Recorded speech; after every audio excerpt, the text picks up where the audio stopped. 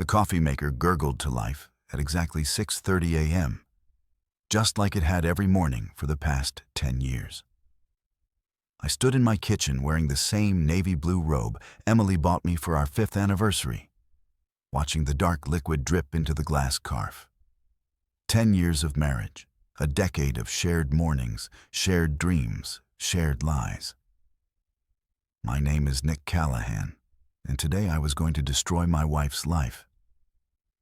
Not because I'm a monster, not because I'm crazy, but because 3 weeks ago I discovered that Emily, my beautiful, charming, socially perfect wife, had been sleeping with my brother Jason for the better part of 2 years.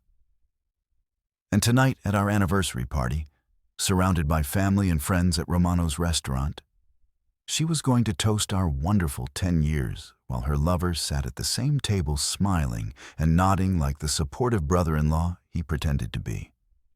The irony was delicious, almost as delicious as what I had planned. "Morning, honey." Emily's voice drifted down from upstairs song and artificially cheerful. She'd been using that tone a lot lately, the voice of someone trying too hard to sound normal. "Coffee smells amazing." "Just the usual," I called back, pouring myself a mug. "Black coffee, no sugar." Emily always said it matched my personality. She thought she was being cute. Now I realized she was probably just being honest. I heard her heels clicking on the hardwood stairs. Even at 7:00 a.m., Emily Callahan was put together. Hair perfectly styled, makeup applied with surgical precision, outfit coordinated down to her jewelry. She worked as an HR director at a mid-size consulting firm, and she dressed the part. Professional, untouchable, in control. "Big day today," she said, gliding into the kitchen and pouring her own coffee. 2 sugars, splash of cream. I've been making it for her for 10 years. Muscle memory, very big day. I agreed, watching her over the rim of my mug. I've been looking forward to tonight for weeks. That was true, just not in the way she thought. Emily smiled. That practiced smile she used for clients and cocktail parties. "The reservation is at 7. Everyone should be there by 7:15. Your parents, my parents, Jason, the Hendersons, the Patels." She rattled off the guest list like a military briefing.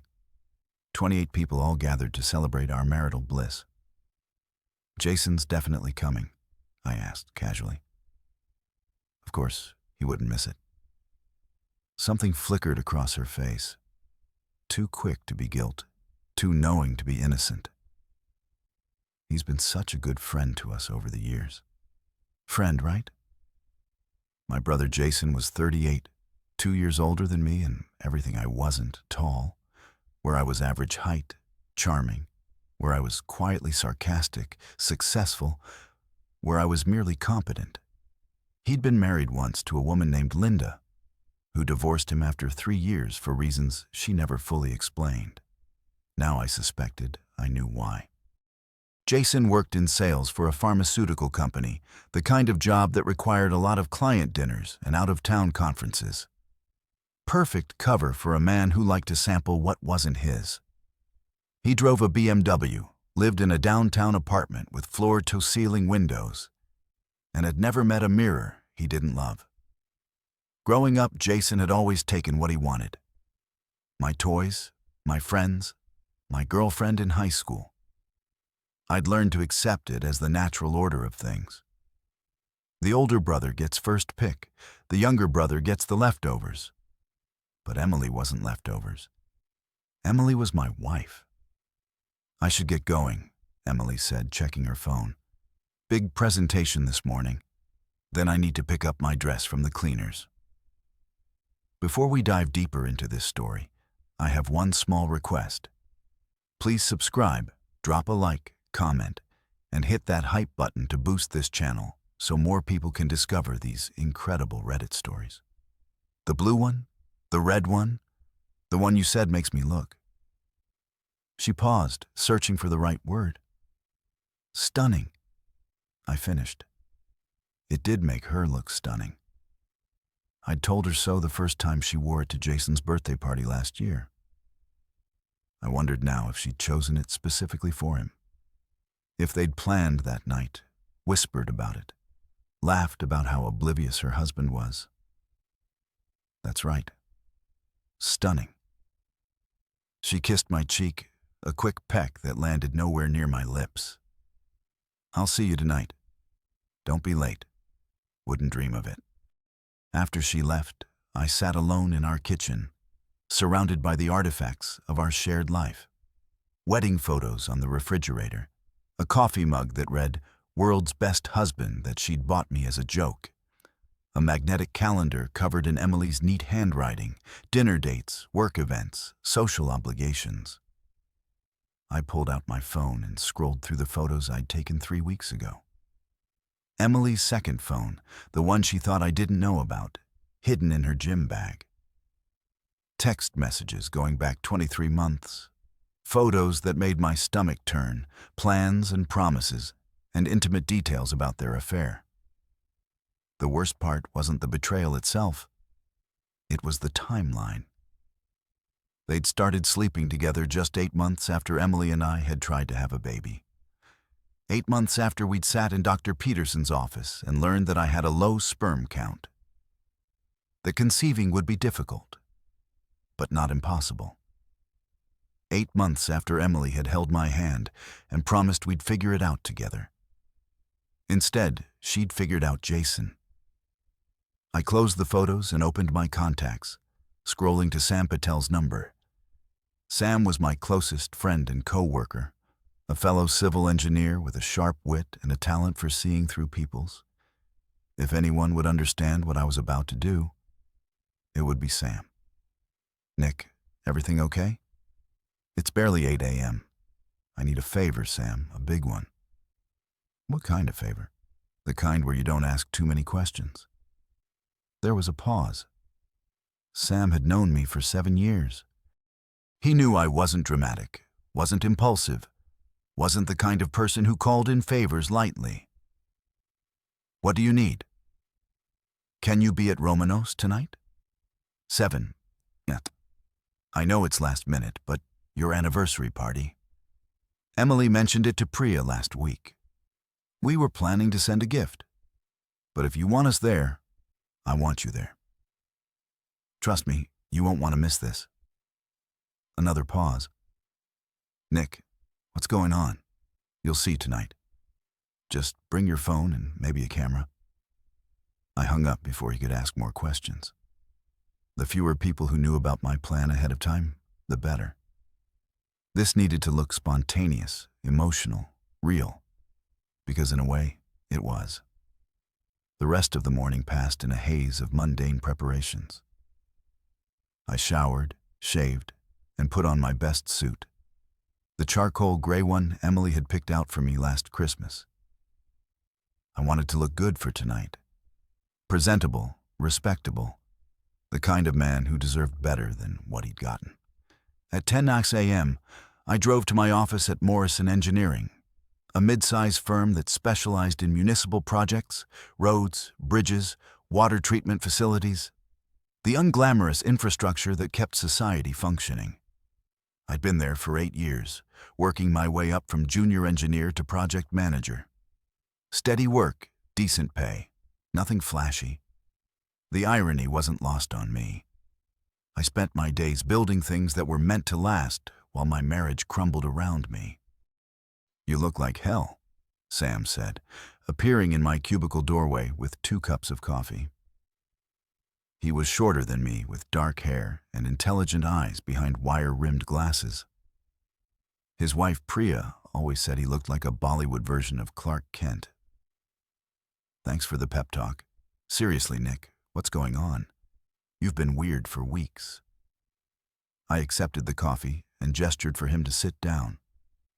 My cubicle was small, cramped, decorated with engineering awards and photos of Emily and me from happier times.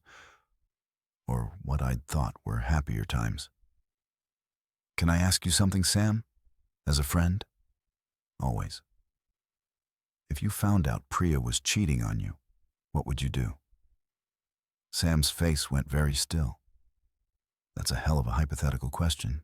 Humor me. He was quiet for a long moment, staring into his coffee. I don't know. Confront her, I guess. Try to work it out if possible. If not, he shrugged. Divorce, clean break. Why? What if it wasn't just cheating?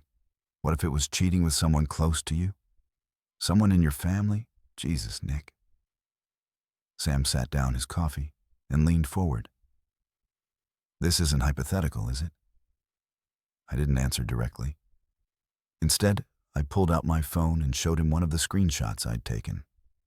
Nothing explicit, just a text exchange between Emily and someone labeled Jay in her contacts. Jay, can't wait to see you tonight. It's been too long. Emily, I know. I hate sneaking around like this. Jay, soon we won't have to. I promise. Emily, what about Nick? Jay, let me worry about Nick. Sam read the messages twice, his expression darkening. Who's Jay? Jason? My brother? The coffee cup slipped from Sam's hand, splashing dark liquid across my desk. Your brother, Jason, the pharmaceutical guy. That's the one. How long? Almost 2 years from what I can tell. Sam was quiet for a long time, processing this information. Finally, he looked up at me with something like admiration in his eyes. And tonight's anniversary party is going to be very interesting. Nick, whatever you're planning, nothing illegal, nothing violent, just truth, pure, unfiltered truth. In front of your entire family, in front of everyone who matters. Sam shook his head slowly. This is going to be a disaster. No, I said, cleaning up the spilled coffee with a stack of napkins. This is going to be justice. The rest of the workday crawled by. I tried to focus on blueprints and project timelines, but my mind kept drifting to tonight. I'd rehearsed my speech a dozen times, refined it, perfected it. Short enough to deliver before anyone could stop me, detailed enough to leave no room for doubt. At 4 hours, I left the office early, claiming I needed time to prepare for the anniversary dinner. That was true. Just not in the way my boss assumed. I drove home through the familiar streets of our neighborhood. Tree-lined avenues with colonial-style houses, perfectly manicured lawns. The kind of place where people lived quiet, respectable lives. Or at least pretended to. Emily's car was already in the driveway when I arrived. She'd gotten home early too, probably to spend extra time getting ready. Looking perfect for Jason. I found her in our bedroom, standing in front of the full-length mirror in her red dress. She looked beautiful. There was no denying that the dress hugged her curves in all the right places. And she'd done something different with her hair, swept it up to show off her neck. What do you think? She asked, spinning around to face me. You look incredible. She smiled genuinely this time. For a moment, I almost felt sorry for her. She had no idea what was coming. I'm nervous, she admitted, adjusting her earrings. Isn't that silly? 10 years of marriage, and I'm nervous about our anniversary party. Why nervous? I don't know. I just want everything to be perfect, you know. This is such a milestone, 10 years. A lot of couples don't make it this far. No, I agreed. They don't. I went to my closet and pulled out my suit, laying it carefully on the bed. Emily watched me in the mirror, and for a moment, we looked like any normal couple getting ready for a special evening. Nick, yeah, I love you. You know that, right? The words hit me like a physical blow. Not because they were true, but because they weren't. Or maybe they were true in some complicated way that I couldn't understand. Maybe Emily did love me in whatever capacity she was capable of loving anyone. It didn't matter anymore. I know, I said. She smiled and went back to adjusting her makeup. I finished getting dressed in silence, checking my appearance in the bathroom mirror. I looked good, composed, ready. At 6:30, we got in the car and drove toward Romano's restaurant. Emily chattered nervously about the guest list, the menu, the seating arrangements she'd carefully planned. I nodded and made appropriate responses, but my mind was elsewhere. "Your parents are sitting with mine," Emily was saying. I thought that would be nice. Let them catch up. And I put Jason next to the Hendersons. He always gets along so well with Margaret. I'm sure he does. The Patels are coming, right? You said Sam confirmed he'll be there? Good. I like Sam, and Priya is so sweet. We pulled into Romano's parking lot at 10 minutes to 7. The restaurant was busy, the dinner crowd in full swing. Through the windows, I could see our private dining room in the back, already decorated with flowers and candles. "Ready?" Emily asked, checking her lipstick one last time. More than ready. We walked into the restaurant, hand in hand, the picture of marital happiness. The hostess led us to our private room, where most of our guests had already arrived. My parents, Tom and Susan Callahan, were talking with Emily's parents, Richard and Patricia Morrison. The Hendersons, our neighbors, were examining the wine list. A few of Emily's co-workers clustered near the bar, and there in the center of it all was Jason. He looked exactly like what he was, a successful salesman in an expensive suit. His hair was perfectly styled, his smile was perfectly white, and his handshake was perfectly firm when he greeted us. "Nick, Emily, congratulations, you two. 10 years. That's really something. It really is." I agreed, watching his face carefully. No guilt, no shame, no acknowledgement of what he'd done. Just that same confident smile he'd worn his entire life. "Emily, you look absolutely stunning," Jason continued, his eyes lingering on her dress just a fraction too long. "That color is perfect on you." "Thank you, Jason. You're so sweet." Sweet, right? More guests arrived. Sam and Priya, a few more co-workers, some old friends from college. The room filled with conversation and laughter, the warm buzz of people celebrating something they believed in. At 7:30, the waitstaff began serving dinner. Emily had chosen the menu carefully. Salmon, chicken, vegetarian options, something for everyone. The wine flowed freely, loosening tongues and brightening smiles. I ate mechanically, tasting nothing, watching everything. Emily was radiant, playing the perfect hostess, making sure everyone felt included and appreciated. Jason held court at his end of the table, telling stories about his latest business trip, his latest client victory, his latest whatever. My parents seemed to be enjoying themselves, though my mother kept shooting me concerned looks. She'd always been able to read me better than anyone else, and something in my demeanor was clearly bothering her. "You okay, honey?" she asked during a lull in the conversation. "Perfect, Mom. Just taking it all in." At 8:15, Emily stood up and tapped her wine glass with her fork. The room gradually fell quiet, all eyes turning to her. "I want to thank everyone for being here tonight," she began, her voice clear and confident. 10 years ago, Nick and I promised to love, honor, and cherish each other for the rest of our lives. It hasn't always been easy, but it's been worth it. Every challenge, every triumph, every ordinary Tuesday, we faced it together. Murmurs of agreement rippled around the table. Someone said, "Oh." Someone else raised their glass. "Nick is the most patient, understanding, generous man I've ever known," Emily continued, looking directly at me. "He supported my career, put up with my moods, and never once made me feel like I was anything less than his equal partner in this marriage." The irony was suffocating. "So here's to 10 wonderful years," Emily concluded, raising her wine glass high. "And to many, many more. I couldn't have done any of this without you, Nick. I love you. The room erupted in applause and cheers. Everyone raised their glasses, toasting our happiness, our love, our bright future together. Everyone except me. I stood up slowly, my own glass in my hand, and waited for the noise to die down. Emily was beaming at me, expecting a reciprocal toast, a matching declaration of love and commitment. Instead, I smiled and said, "And you ruined them by inviting your lover here."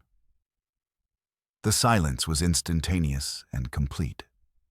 28 people frozen in place, glasses halfway to their lips, smiles fading into confusion and shock. Emily's wine glass slipped from her hand and shattered on the floor. Dark red liquid spreading across the white tablecloth like blood. "Nick," she whispered, "what are you?" 2 years, Emily. 23 months, to be precise. Did you think I'd never find out? Jason had gone very pale, his confident smile replaced by something that looked like panic. "Nick, I think there's been some kind of misunderstanding." "No misunderstanding, brother." I turned to face the room, addressing our stunned guests. "I'm sorry you all had to find out this way. But my wife and my brother have been having an affair for almost 2 years. They've been planning their little rendezvous in my house, in his apartment, probably in half the hotels between here and Boston." My mother gasped. Emily's father stood up abruptly, his chair scraping against the floor. "That's enough," Richard Morrison said sharply. "I don't know what's gotten into you, Nick. But this is neither the time nor the place. When would be the right time, Richard? When would be the appropriate moment to discuss the fact that your daughter has been cheating on me with my own brother?" Emily was crying now, mascara running down her cheeks. "Nick, please, can we talk about this privately?" "We're way past private conversations, Emily." I pulled out my phone and held it up so everyone could see the screen. Text messages, photos, hotel receipts, 2 years' worth of evidence that my loving wife has been living a double life. Jason finally found his voice. "You went through her phone? That's a violation of privacy. You, my wife. That's a violation of marriage." The room exploded into chaos. People were shouting, standing up, demanding explanations. Emily was sobbing into her hands. Jason was backing toward the door, his face flushed with embarrassment and rage. But I wasn't done. "Sit down, Jason," I said quietly. "We're just getting started." Jason froze halfway to the door, his hand on the handle. For a moment, I thought he might run anyway, bolt into the night, and leave Emily to face the music alone. But his pride wouldn't let him. Jason Callahan had never backed down from a confrontation in his life, even when he should have. "You want to do this here?" he said, turning back to face the room in front of everyone. "I think our family deserves to know the truth. Don't you?" My father stood up slowly, his face hard as granite. Tom Callahan was a retired construction foreman, a man who'd built his life on honest work and straight talk. He looked at Jason with the kind of disappointment that cuts deeper than anger. "Is it true?" he asked simply. Jason's mouth opened and closed like a fish gasping for air. "Dad, is it true?" The question hung in the air like smoke. Everyone was staring at Jason now, waiting for an answer that everyone already knew. "It's complicated," Jason finally said. "No," my father replied. "It's not." Emily had stopped crying and was staring at me with something that looked like hatred. "How long have you known?" 3 weeks. 3 weeks? And you've been planning this public humiliation? "I've been planning to tell the truth. If that humiliates you, Maybe you should have thought about that before you started screwing my brother.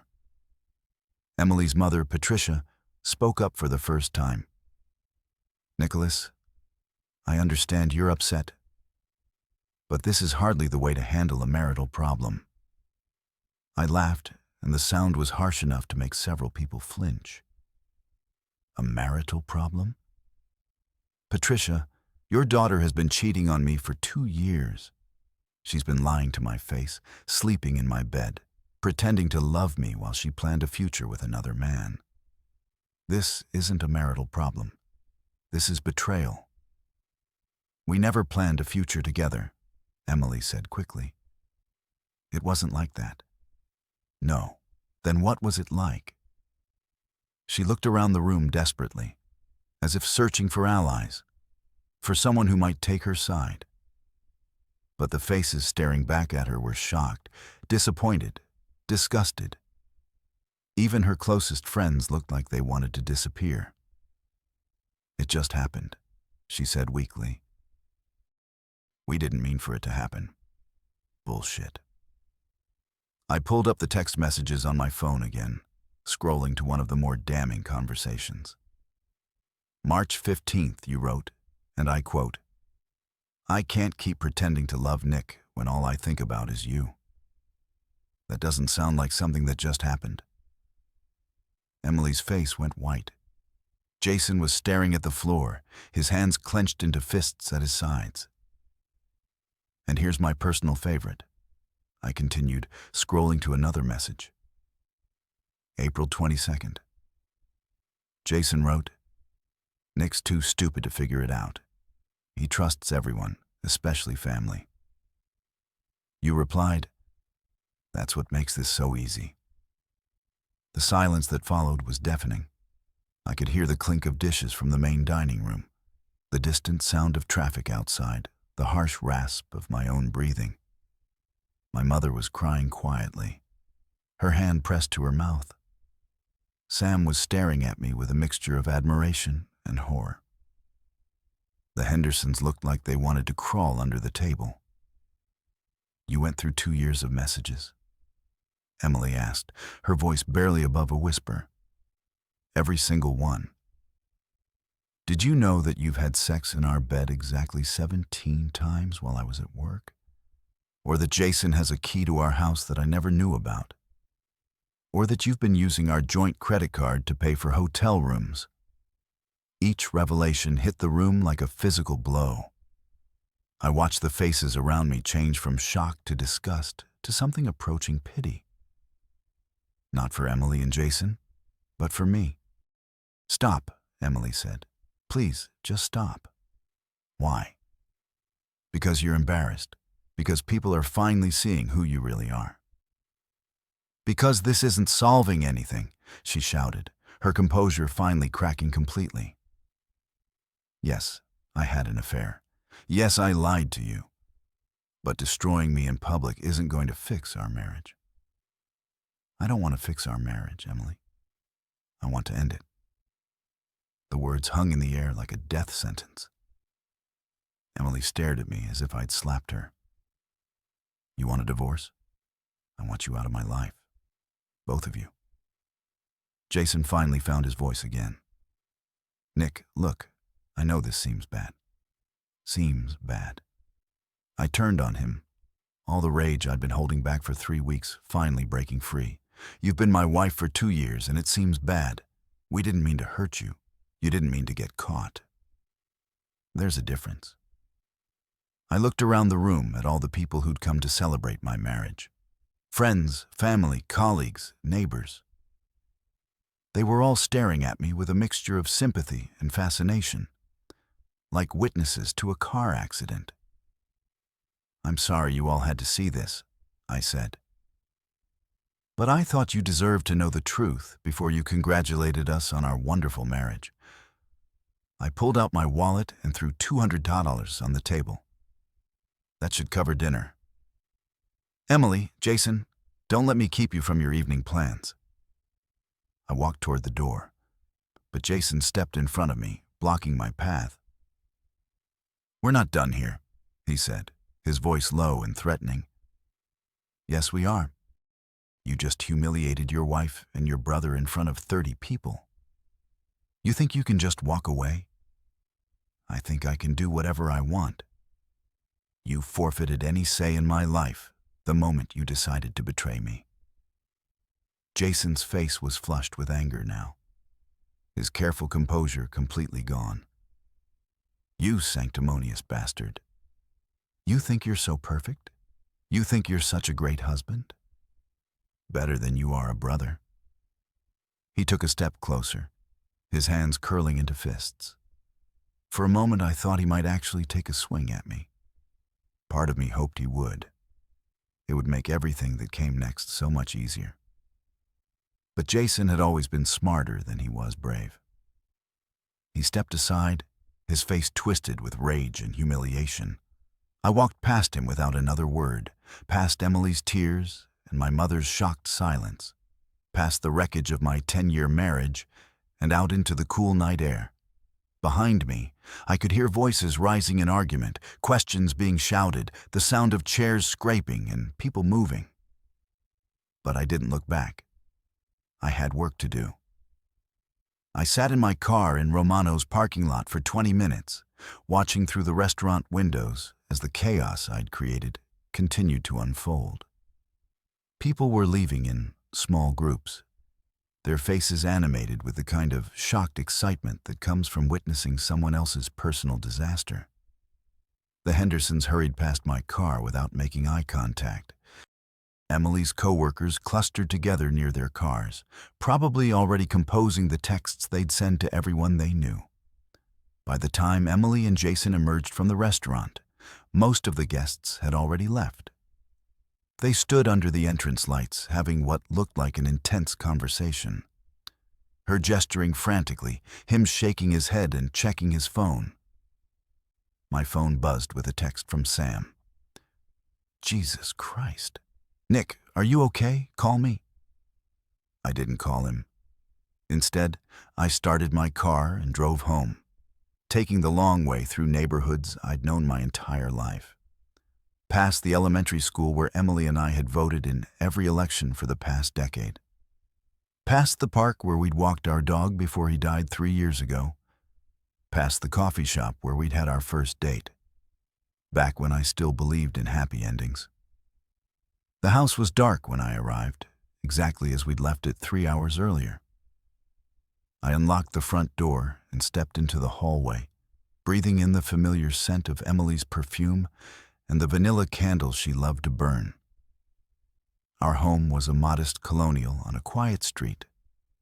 Nothing fancy, but comfortable and well-maintained. We'd bought it 7 years ago when Emily got promoted, and my salary at Morrison Engineering finally reached the point where we could afford the mortgage. It had felt like such an achievement then. Proof that we were building something together, something that would last. Now it just felt like a crime scene. I went upstairs to our bedroom and opened Emily's dresser, pulling out drawers and dumping their contents on the bed. Lingerie I'd never seen her wear. Jewelry I'd never seen her buy.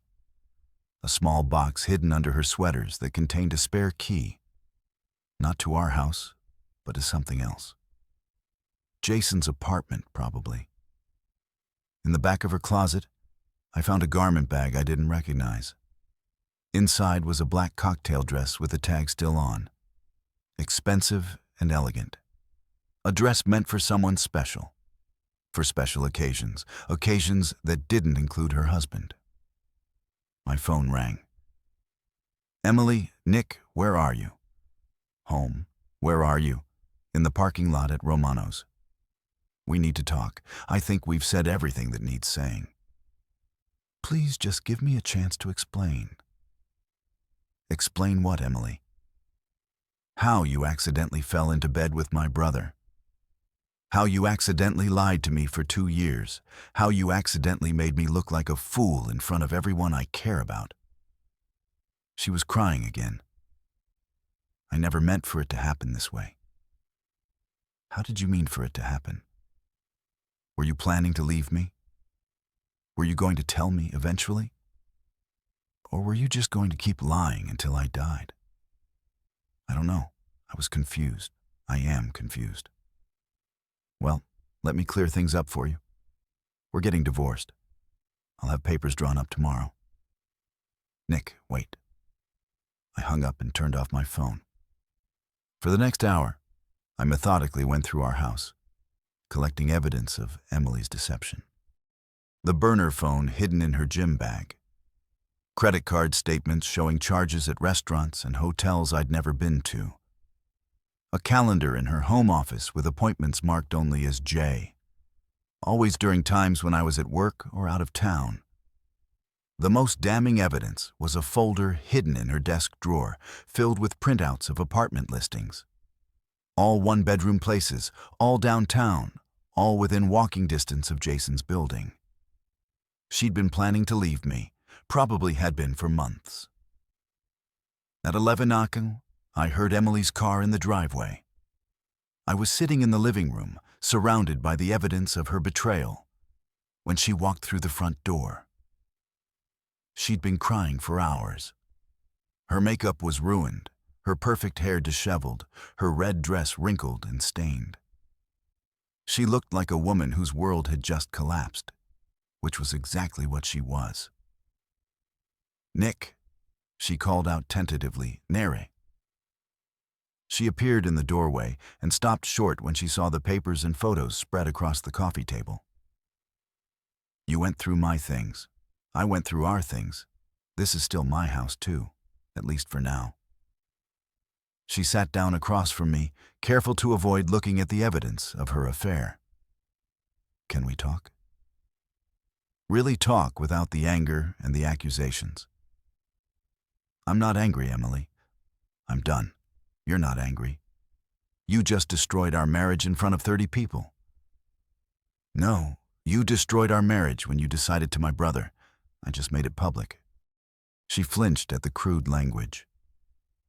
Emily had always prided herself on being refined, sophisticated, above such vulgarity. "It wasn't supposed to happen," she said quietly. "Jason and I, we were just friends. He was going through his divorce, and I was trying to help him. We talked. We had dinner a few times, and then you decided you'd rather be married to him than to me. It wasn't like that." "Then what was it like?" "Because from where I'm sitting, it looks like you and my brother have been planning a life together while I paid the bills and played the fool." Emily was quiet for a long moment, staring at her hands. When she finally looked up, there was something different in her eyes. Not guilt or shame, but a kind of cold calculation. "You want to know the truth, Nick? The real truth? I'd love to hear it. You're boring. You're safe and reliable and boring." And I felt like I was suffocating. Every day was the same. Work, dinner, television, bed. You never surprised me, never challenged me, never made me feel like I was anything more than your comfortable habit. The words hit harder than I'd expected, probably because there was some truth in them. "Jason made me feel alive again," she continued. "He was exciting, spontaneous, dangerous. When I was with him, I remembered what it felt like to be desired, not just needed. So, you decided to have your cake and eat it too. I decided to take something for myself for once, something that made me happy. And my happiness didn't matter. Your happiness was never in question. You were perfectly content with our little routine. You never asked for more because you never wanted more." I stared at her, this woman I'd lived with for 10 years, and realized I was looking at a stranger. The Emily I'd married or thought I'd married would never have been so cold, so calculating, so utterly without remorse. "You're right," I said. Finally, I was content. I thought I had a wife who loved me, a marriage worth preserving, a future worth building. I was wrong about all of that, Nick. But you were wrong too, Emily. You thought I was too boring, too trusting, too stupid to figure out what you were doing.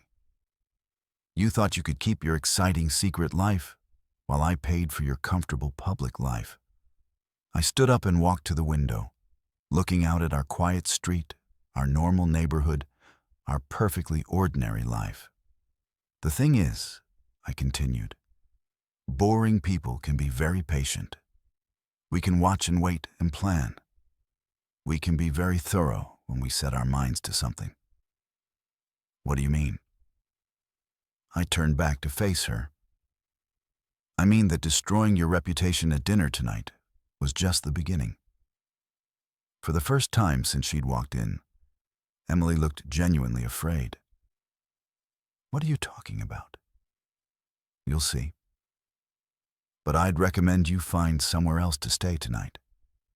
And for the foreseeable future, you can't kick me out of my own house. Actually, I can. The mortgage is in my name. The deed is in my name. You're welcome to fight me in court. But that's going to be expensive. And I have a feeling you're going to need every penny you can get. Emily stared at me for a long moment, and I could see her mind working, calculating her options, looking for an angle. You bastard, she said finally. Maybe, but I'm a bastard who knows exactly what you've been doing for the past 2 years, and I'm just getting started. She stood up abruptly, her face flushed with anger. You think you can destroy my life because I made a mistake? I think I can destroy your life because you destroyed mine first. The only difference is I'm better at it than you are. Emily stormed out of the living room, and I heard her footsteps on the stairs, then the sound of dresser drawers being yanked open. She was packing, which was exactly what I'd hoped she would do.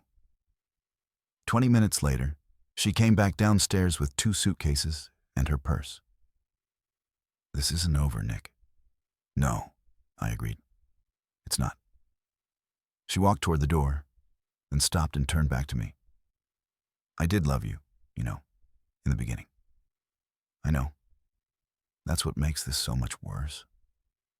After she left, I sat alone in our living room, surrounded by the evidence of her betrayal and the silence of our empty house.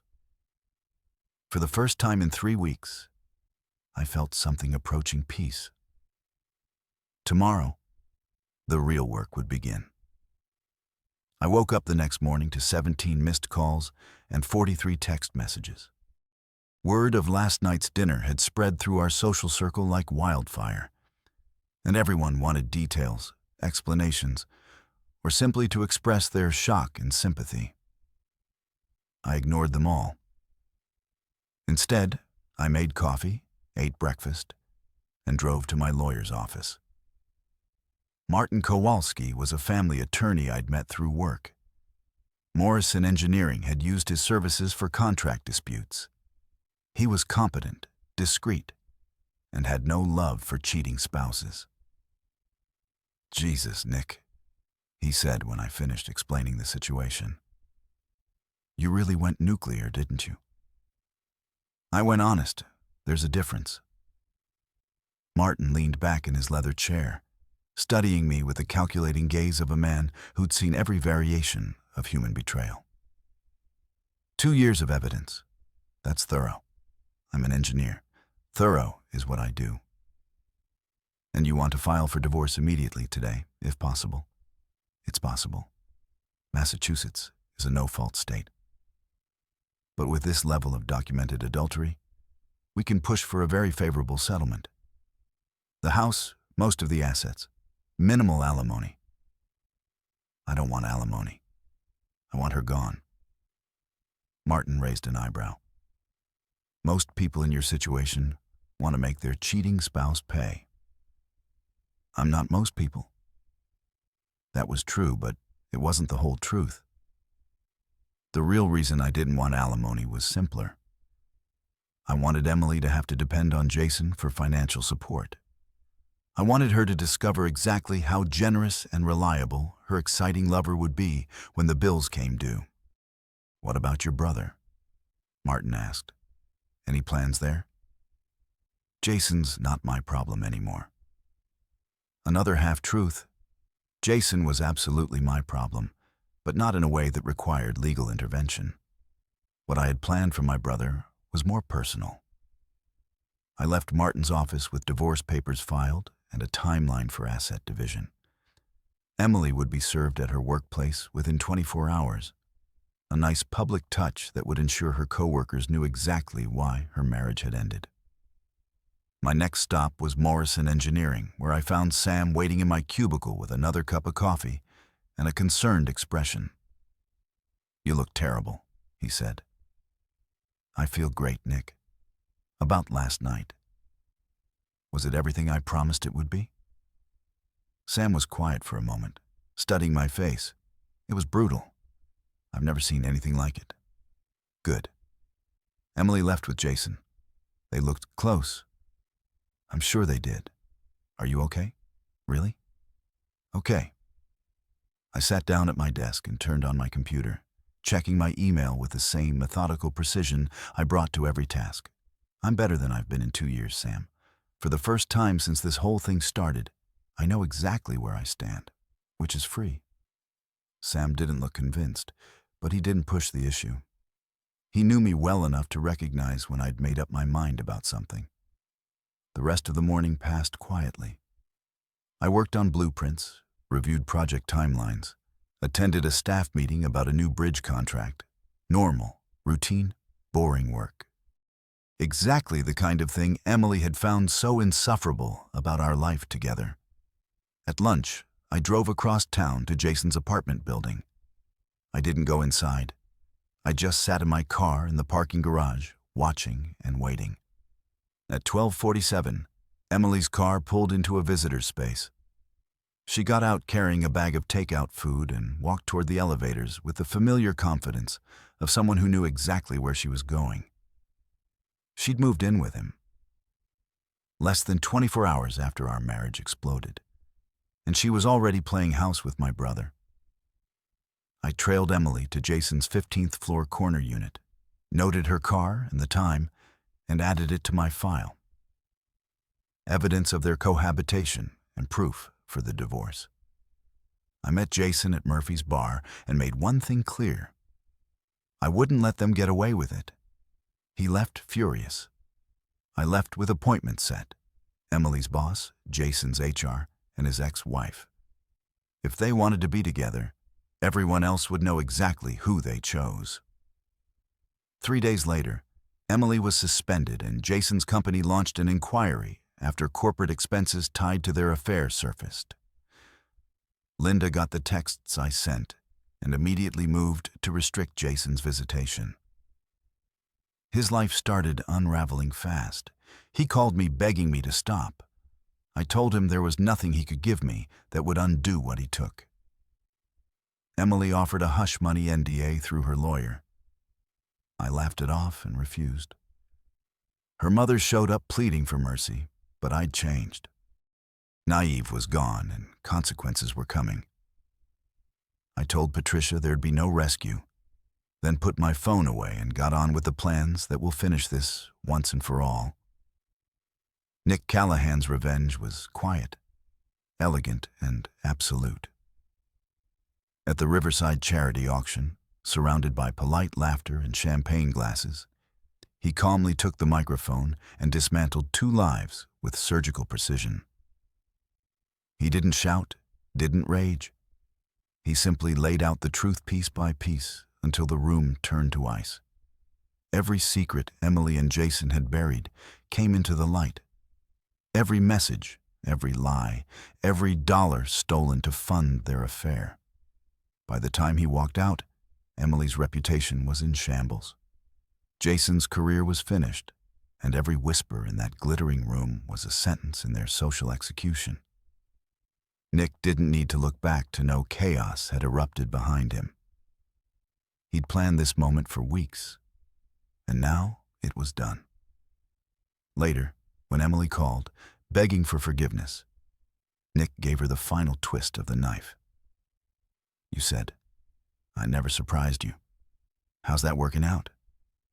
Then he hung up, turned off his phone, and poured himself a drink. Outside, the rain began to fall. Soft, cleansing, merciless. Inside, Nick sat in the silence of his victory. Finally at peace, the betrayal was over. The lies were ashes, and justice had been served, not by rage but by exposure. Some people sought closure. Nick had found something better. He'd found clarity and the sweet, quiet taste of perfect revenge. The end. Don't forget to hit like, subscribe, and turn on the bell so you don't miss the next story.